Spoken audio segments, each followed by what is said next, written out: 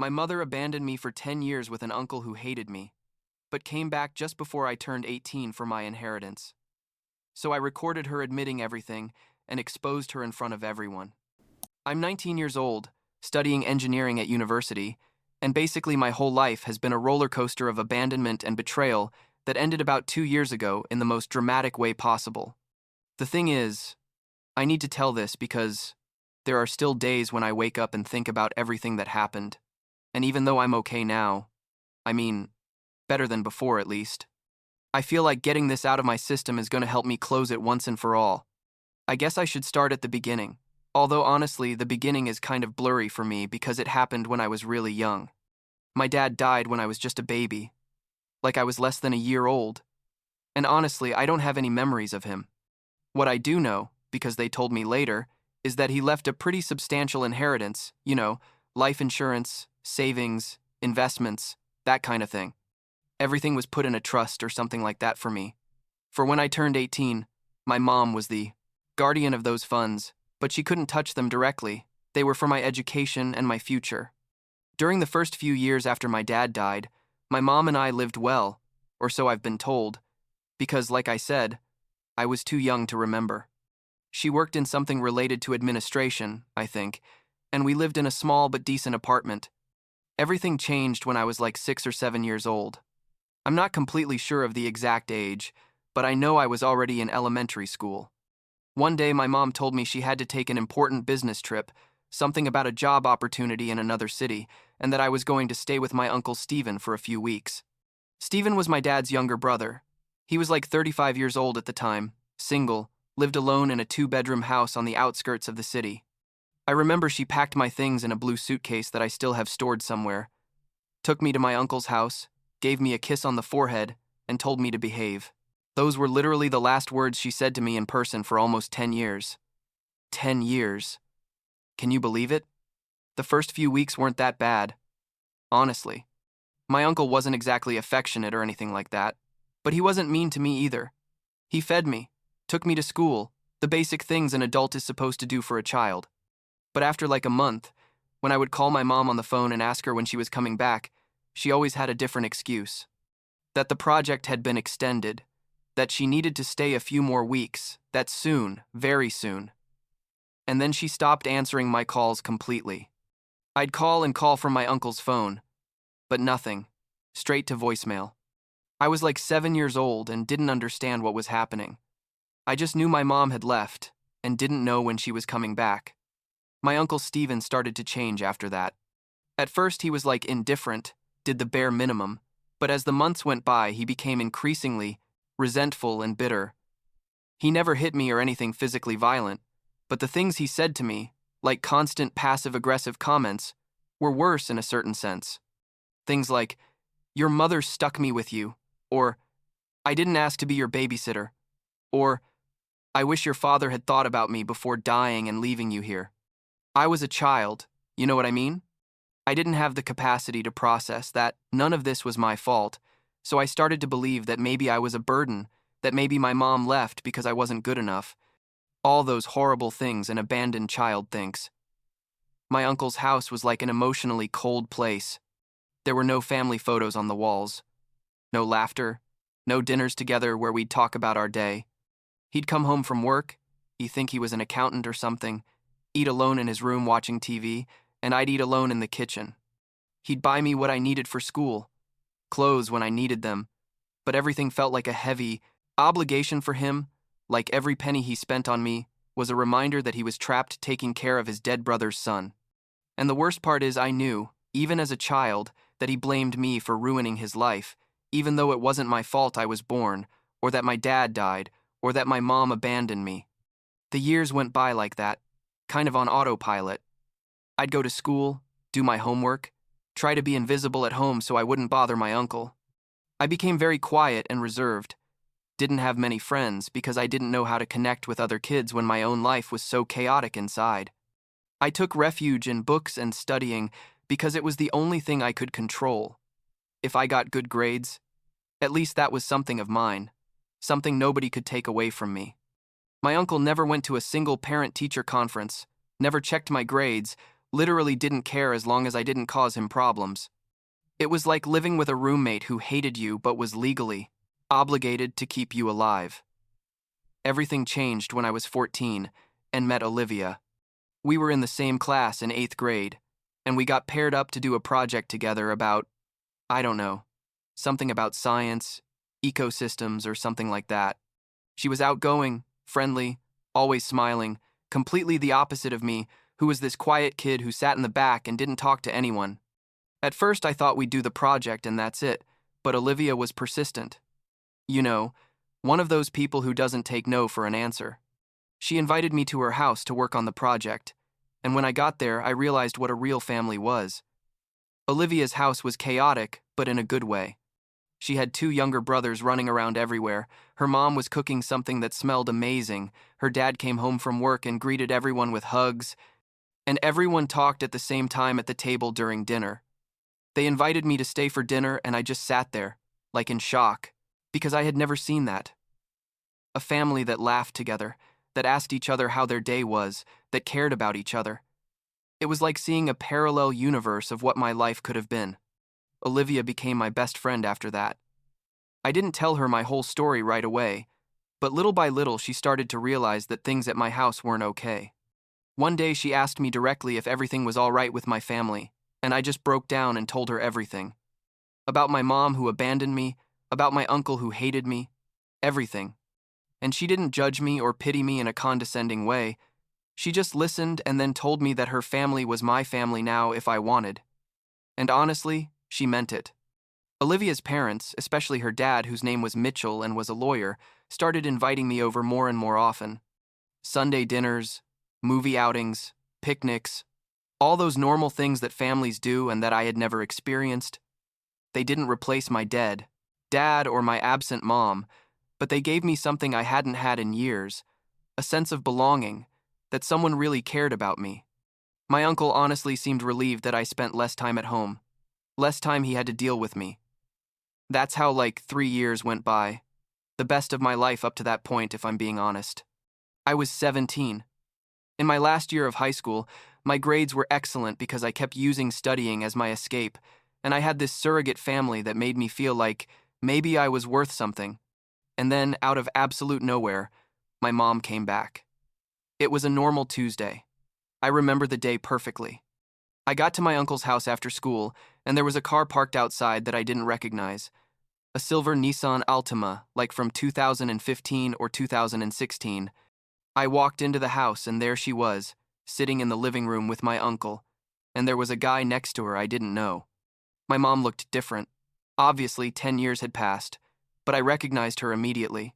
She was 45 years old at that point, I think, with light brown dyed hair and makeup that looked too perfect, like she had dressed up especially for this. She stood up when she saw me and said my name, Daniel, with this voice full of fake emotion that even I, who hadn't seen her in a decade, could detect wasn't genuine. She tried to hug me and I just stood there, frozen, not knowing what to do. The guy who was with her introduced himself as Ryan, her husband, and extended his hand to greet me with this used car salesman smile that gave me a bad vibe immediately. My uncle looked uncomfortable but also kind of relieved, and I understood why later. He probably thought she was going to take his problem back. My mom started with this whole elaborate story about how she had to leave, for reasons she couldn't explain at the time, that it had been the hardest thing in her life, that she thought about me every day, that she never stopped loving me, basically the whole script from a bad Hallmark movie. And I just looked at her thinking, seriously? After 10 years, you show up with these cheap excuses and expect me to believe you? But I didn't say anything, because honestly, I didn't know what to say. Part of me, that 7-year-old kid part that still lived inside me, wanted to believe her, wanted it to be true that she had missed me and had finally come back. But the other part, the part that had grown up without her and had learned not to need her, knew something didn't add up. They started showing up more frequently after that. My mom and Ryan would come visit me 2 or 3 times a week, always with gifts, new clothes, a better phone. They even offered to buy me a car when I turned 18 inches a few months.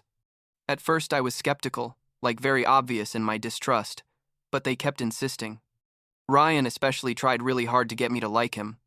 talked about sports I wasn't interested in, invited me to eat at expensive restaurants, asked me about school and my plans for college. And my mom, she cried a lot, said she wanted to make up for lost time, that she wanted to be part of my life again. I told Olivia and her family all about this, and Mr. Mitchell, her dad, immediately told me to be careful. Him being a lawyer and all, he had seen this kind of situation before, and he warned me there was probably an ulterior motive. I told him yes, that I also suspected something, but honestly didn't know what it could be. I still hadn't made the connection with my dad's inheritance because it had never been something I thought about much. You know, it was money that existed in theory but that I had never seen or touched. One day, like 2 months after they reappeared, I overheard a conversation I wasn't supposed to hear. I was in my room at my uncle's house, and they were in the living room talking to him. I guess they thought I couldn't hear them. But the walls in that house were thin and I had learned to be quiet from years of trying not to bother anyone. I heard Ryan say something about the trust and turning 18, and how they had to make sure I did the right thing with the money. My mom said something about how she had been the legal guardian of the funds, and that technically she had a right to compensation for all the years she spent taking care of me. My uncle, the hypocrite, was giving them advice on how to approach me, saying I was smart and that it wasn't going to be easy to manipulate me, but that if they played their cards right, they could convince me to share some of the inheritance with my mom because it was fair. That's when everything clicked for me. It wasn't that my mom had had a change of heart and wanted to rebuild our relationship. It wasn't that Ryan wanted to be a father figure to the stepson he'd just met. It was the money. It had always been the money. They were waiting for me to turn 18 so they could approach me and convince me to give them part of my dad's inheritance. The mom who abandoned me for 10 years, who left me with an uncle who hated me, who never answered a call or sent a letter, was now coming back because I was going to have access to money. And I felt, I don't know how to describe it, like someone had dumped a bucket of ice water on me. It was betrayal upon betrayal upon betrayal. I didn't say anything immediately. I went to Mr. Mitchell the next day and told him what I had heard. He explained to me that legally, they had no right to any of the inheritance because it was specifically established for me in my dad's will, but that they were probably going to try to manipulate me emotionally so I would give them money voluntarily. He suggested I record any conversation I had with them where they talked about money to document everything, because if things got ugly, we might need evidence of their true intentions. So I started recording conversations. I had my phone in my pocket in recording mode every time I met with my mom and Ryan, and I didn't have to wait long for them to expose themselves. At dinner, at an Italian restaurant like a week later, Ryan started with the topic. He said something like, "Daniel, you're almost 18, and you're going to have access to your dad's money, and your mom and I have been thinking it would be good for you to make a smart financial plan." My mom added, "Yes, honey. And you know, after everything that happened, maybe you could consider giving me a portion to compensate for the years I took care of you when you were little, before I had to leave." The way she said it, like trying to sound casual but with this obvious expectation in her voice, made me want to throw up. I played along. I said yes, that I was going to think about it, that I wanted to do the right thing, and they got super excited. Started talking about amounts, about percentages, about how we could structure it. Ryan even mentioned he had a financial advisor who could help us with the paperwork. Everything was recorded. Every word. Every tacit admission that they were only there for the money. I turned 18 a month later. I got access to the trust, and it turned out to be more money than I thought, like enough to pay for all of college without loans and still have a considerable fund to start my adult life. My mom and Ryan started pressing harder. They weren't subtle anymore. It was like, "When are we going to talk about the money? We need you to sign these papers. Your mom really needs financial help." In one of those conversations, Ryan was direct and told me he thought it would be fair for me to give my mom like 30% of the inheritance, because without her I wouldn't have had a penny, according to him. So I organized a meeting. I told my mom and Ryan I wanted to talk about money, seriously, and I invited them to a coffee shop near where my uncle lived. But I also invited Mr. Mitchell and asked him to come as my legal representative. When my mom and Ryan arrived and saw Mr. Mitchell there, their faces changed immediately. They knew. Something wasn't going well for them. I sat across from them with Mr. Mitchell by my side and told them, "Okay, let's talk about money." Ryan started with his usual speech, but I interrupted him. I took out my phone, played one of the recordings at high volume, and let them listen to their own conversation where they talked about how to manipulate me into giving them money. My mom's face went pale. Ryan tried to say something about misunderstandings, but I played another recording, and another, and another. I had like 5 different conversations where they explicitly talked about the inheritance and how to get money from me. Then I spoke directly to my mom.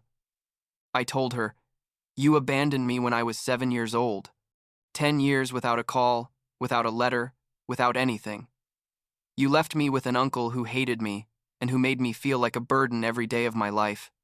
And now you come back, not because you missed me, not because you wanted to be my mom again, but because you saw an opportunity to get money from me. Did you really think I was going to fall for this? Did you really think I was going to be that stupid?"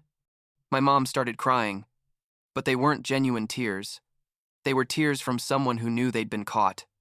Ryan tried to defend his position, saying they really cared about me and that money was secondary. But Mr. Mitchell intervened and basically told them to shut up, that they had been exposed and that anything they said would only sink them deeper. Then Ryan changed tactics and openly admitted that yes, they needed the money, that they had debts, and had seen this as a solution. At least he was honest in that moment. I guess. I told them to leave, and that I never wanted to see them again. That they had no right to anything in my life or my money, and that if they tried to approach me again, I would consider getting a restraining order. My mom tried to say something about how she was still my mother, and I just told her, "No, you're not. You haven't been for 10 years, and you're not going to be now. A mother doesn't abandon her child and come back, only when there's money involved." They left after that, and that was the last time I saw them. Fast forward to today, 2 years later. I'm in college studying engineering like I told you, living on campus with a roommate who's a good guy. I haven't heard anything from my mom or Ryan since that confrontation, and honestly, I don't care. My uncle Stephen died last year, heart attack at 50-something, and I didn't go to the funeral. I didn't feel bad about not going, because he was never really family to me anyway. Olivia and her family are still my real family. I spent last vacation with them, and Mr. Mitchell helped me establish a real financial plan for my inheritance. No fake advisors or manipulations. I used the money to pay for college and live modestly, saving the rest for the future. Sometimes I think about everything that happened and wonder if I should have given my mom a chance. You know, if maybe I should have listened to her side of the story with more patience. But then I remember I had 10 years of silence from her. 10 years where every day I wondered what I had done wrong for her to abandon me, and that she only came back when she knew I was going to have money. That tells me everything I need to know about what kind of person she is. I don't actively hold a grudge or anything, like I don't think about her every day, but I also don't feel any guilt for cutting her out of my life. I made the right decision, I'm sure of that. Family isn't just blood, it's who's there when things get tough. And my mom proved she was never real family. Olivia and her family are, and that's enough for me.